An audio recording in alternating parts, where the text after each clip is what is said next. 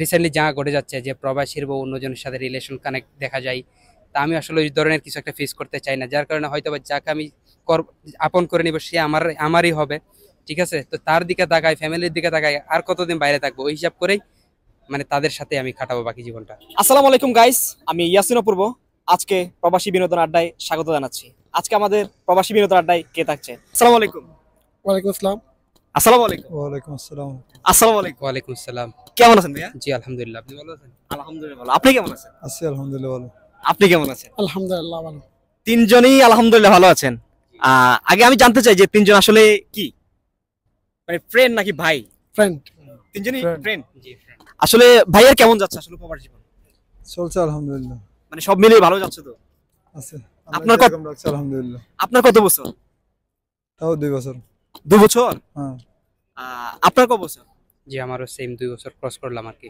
2 বছর ক্রস করছে। জি, আসলে কেমন কাটতেছে এই যে প্রবাস জীবন? প্রবাস জীবন আসলে কাটতেছে, এটা বলার মতো নাই। আমরা প্রবাসী কেন হই? ফ্যামিলির তাগিদে হয়তো বা কোনো একটা বিষয়ে আমরা হাল ধরবো, নিজের পায়ে নিজে স্ট্যান্ড হব ওই বিষয়ে। তবে হ্যাঁ, আপনি যে ওনার বাইকে জিজ্ঞেস করলেন, মিস করি আমি আমার ফ্যামিলির সবাই, বাচ্চা কাচ্চা থেকে মা বাবা ভাই বোন সবাইকে মিস করি। তবে মায়ের উদ্দেশ্যে জিজ্ঞেস করলেন, কখনো বলা হয়নি যে তাদেরকে আমি এতটা পছন্দ করি, ভালোবাসি, এতটা টান কখনো ফিল করি নাই, যেটা আমি প্রবাসে এসে ফিল করতেছি। মানে মা এবং বাবাকে যে এতটা ভালোবাসেন কখনো মানে বলা হয়নি? জি না, কখনো বলা হয় নাই। তবে আমার ব্লাড কানেক্ট যাদের সাথে আমার আছে, সবাইকে আমি প্রচুর মিস করি, যেটা আমি প্রবাসে এসে ফিল করতেছি, দেশে থাকতে আগে কখনো ফিল করি নাই। আচ্ছা, আপনার শুধু আপনার মায়ের উদ্দেশ্যে আসলে কিছু বলতে চান? মায়ের উদ্দেশ্যে তো এক লাইনেই বলবো, যেটা মাকে কখনো বলা হয় না, যে অনেক অনেক ভালোবাসি, যেটা আমি মায়ের মায়ের কাছে থাকতে মাকে অনুভব করতে পারি নাই, প্রবাসে এসে যেটা ফিল করতেছি। আজকে সেটা বলতেছেন যে মাকে অনেক বেশি মাকে অনেক অনেক বেশি ভালোবাসি, সাথে বাবাকেও। আচ্ছা, যাই হোক, বিয়ে করছেন আপনি? জি না, আমি আনমেরিড।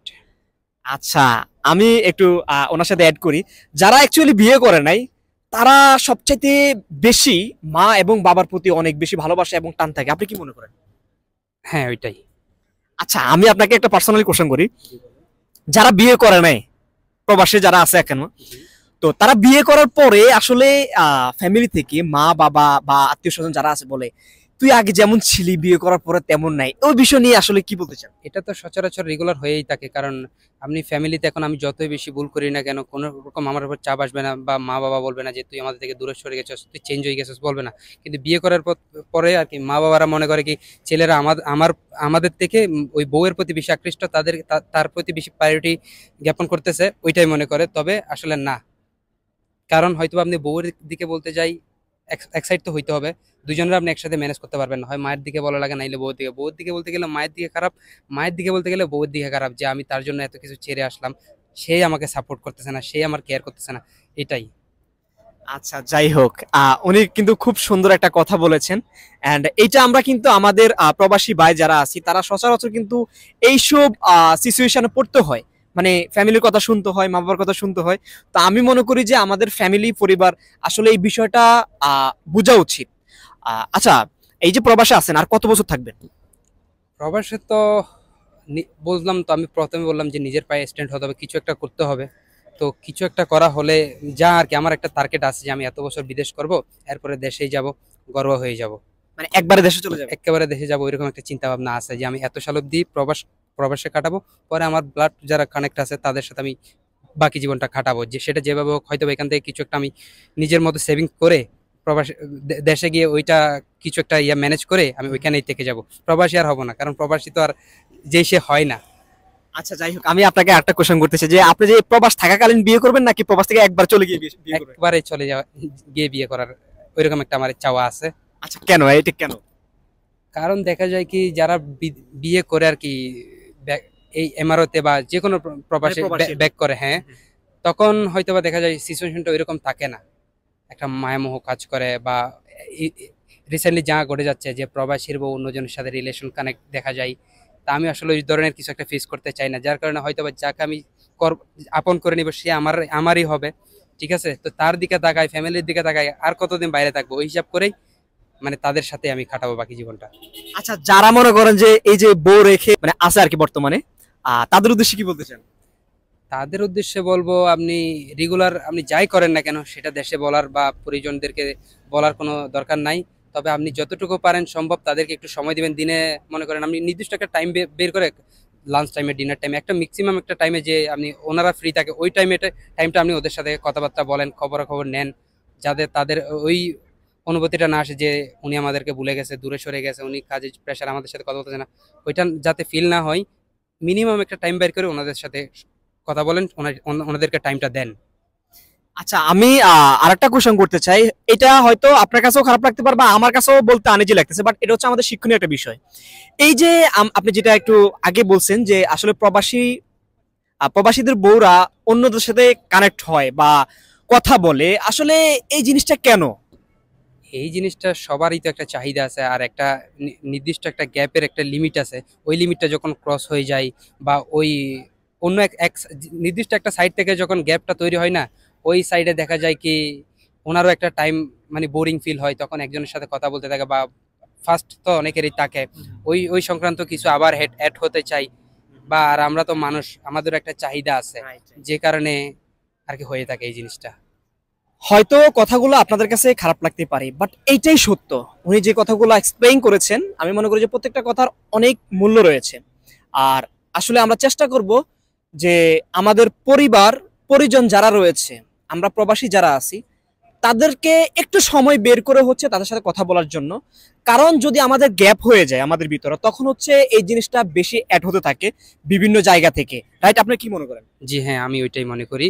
আচ্ছা, যাই হোক, আমরা আছি প্রবাসী বিনোদন আড্ডায়। আমি আপনার সাথে একটু মানে আমরা দুজনে একটু বিনোদন নিয়ে কথা বলি। আপনার দেশের বাড়ি কোন জায়গায়? জি, আমি চট্টগ্রাম জেলা 14 আসন, চন্দনাইশ থানা। আচ্ছা, যাই হোক, আপনাকে আমি যদি বলি, আচ্ছা আপনি কি মুভি দেখেন? মুভি আগে অবশ্য দেখা হতো, এখন তেমন একটা টাইম হয় না। জি, এখন দেখা হয় না। আচ্ছা, বাংলাদেশের একজন মানে আপনার প্রিয় প্রিয় সেলিব্রিটি, সেই ব্যক্তিটা আসলে কে? সেলিব্রিটিতে বলতে গেলে আমি বাংলাদেশের তেমন একটা কোনো মানে অ্যাক্টর টাইপের কাউকে ফলো করি না, তেমন একটা বাংলা মুভিও দেখা হয় না। মানে আপনি কি ইন্ডিয়ান বা জি, আমি হলিউড বলিউড এইসব মুভি দেখি। আচ্ছা, বাঙালি ছেলে হয়ে কেন হলিউড বলিউডের মুভি দেখতে হবে? আমাদের বাঙালি মানে আমাদের বাংলার মুভি কে দেখবে? আসলে দেখাটা আমাদের দরকার, কারণ আমাদের মুভিটাও কিন্তু আমাদের সংস্কৃতির মধ্যে আসে, যেটার একটা অংশ আমাদের দেশের উপর অনেকটা সাপোর্ট করে। দেখাটা দরকার, তবে দেখা হয় না, কারণ বাংলা মুভির কেমন একটা জানি এক একজনের এক এক রকম পছন্দ থাকে। যেমন হলিউড বলিউড অ্যাক্ট্রেসরা তাদের ফিটনেস সুন্দর, লুক ভালো, তাদের ফিল্মে যেটা একটা ওয়েস্ট করে পয়সা আর কি, যেটা টাকা পয়সা একটা তারা খরচ করে, বাংলা মুভিতে হয়তো বা এটা করা হয় না। যেখানে মুভিটাতে ম্যাক্সিমাম টাইমে আমাদের একটা আগের যুগের একটা কথা আছে যে কথায় কথায় তারা সমুদ্র পাড়ে চলে যায় বাংলা মুভিতে, যার কারণে ওইসব আমার ভালো লাগে না। আমার ফাইটিং মুভি ভালো লাগে, বিশেষ করে স্পোর্টস, ক্রিকেট, ফুটবল, রেসলিং, এগুলাই ভালো লাগে, ওইগুলাই বেশি দেখি। মানে বাংলাদেশে কোনো সেলিব্রিটি কি আপনি ফলো করেন না বা দেখেন না? জি না। আচ্ছা, যাই হোক, আপনি যেহেতু চট্টগ্রামের ছেলে, আপনাকে আমি চট্টগ্রাম নিয়ে কি দুইটা কোশ্চেন করতে পারি? অবশ্যই। আচ্ছা, আপনি বলেন তো, আপনাদের চট্টগ্রামের পূর্ব নাম কি ছিল? সেটা অবশ্য আমার জানা নাই, তবে বলতে পারবো না আসলে। আচ্ছা, বাইরের হয়ে যারা ভিডিওটা দেখতেছেন, অবভিয়াসলি কমেন্ট সেকশনে বলে যাবেন যে চট্টগ্রামের পূর্ব নাম কি ছিল, রাইট? জি অবশ্যই। ভাই কিন্তু ভিডিও থেকে জেনে নেবে। আচ্ছা, আরেকটা কোশ্চেন করি। জি অবশ্যই। আপনাদের চট্টগ্রাম আসলে কিসের জন্য বিখ্যাত? আমাদের চট্টগ্রাম হলো আপনার সমুদ্র বন্দর তো আমাদের চট্টগ্রামেই, ওই যেটা আমাদের বাণিজ্যিক খাতে অনেক একটা বেশি অবদান রেখে থাকে। তারপর আমাদের চন্দনাইশের জন্য আপনার পেয়ারা বিখ্যাত, যেটা সাইদাবাদ। সাইদাবাদ? জি, সাইদাবাদ, ওইটা পেয়ারার জন্য বিখ্যাত। আর পুরো চট্টগ্রামটা হলো বন্দরের জন্য বিখ্যাত। বন্দর, সৌন্দর্য, নদী নালা, যে পাহাড় পর্বত আছে ওগুলোর জন্য বিখ্যাত, জি রাইট? জি। হ্যাঁ, উনি কাছাকাছি গিয়েছেন, আমি একটু অ্যাড করে দিলাম। যাই হোক, আপনি যে কথাগুলো বলেছেন, এটা হচ্ছে আমাদের প্রবাসী ভীষণ চ্যানেল, যেখানে হচ্ছে শুধুমাত্র আমাদের প্রবাসীদেরকে নিয়েই কথা বলা হয়। তো আসলে আপনি যে কথাগুলো বলছেন, আপনার না বলা কথাগুলো আপনার কাছে আসলে কেমন লাগতেছে? এবং এই যে প্রবাসী ভীষণ চ্যানেলে বলছেন, আর চ্যানেলের জন্য কি বলার আছে? যদি আমার ফ্যামিলি মেম্বাররা যদি এই ভিডিও দেখে থাকে, তারা হয়তো বুঝতে পারবে যে আমার না বলা কথাটা বলা হলো, তবে ভালো লাগবে এই আর কি। আর চ্যানেলের জন্য কি বলার আছে? চ্যানেলের জন্য অবশ্যই আপনারা ফলো করবেন, ভাইদেরকে সাপোর্ট করবেন, আরো প্রবাসীদের নতুন নতুন খবরাখবর নেবেন। মানে আমাদের যে ভিতরে যে চাপা থাকে, ওই কথাগুলো আপনারা একটু একটু শুনতে পাবেন। হয়তোবা তার পরিজনরা, ফ্যামিলিরা দেখলে তারা হয়তোবা একটু হলেও মনে পাবে যে আমার ছেলেটা আমাকে ভালোবাসে, বা আমার ভাইরা আমাকে ভালোবাসে। তারা অন্তত মনে একটু শান্তি পাবে যে আমাদের যে না বলা কথাগুলো এই চ্যানেলের মাধ্যমে বলা হলো। অবশ্যই অবশ্যই ভাইয়াদেরকে সাপোর্ট করবেন, ফলো করবেন। ভাইয়ার সাথে কথা বলে ভালো লাগলো, ভাইয়া অনেক সুন্দর সুন্দর কথা বলেছে। ভাইয়া থ্যাংক ইউ সো মাচ আপনার সময়টা নষ্ট করার জন্য। ভালো থাকবেন, আসসালামু আলাইকুম। অবশ্যই, আসসালামু আলাইকুম।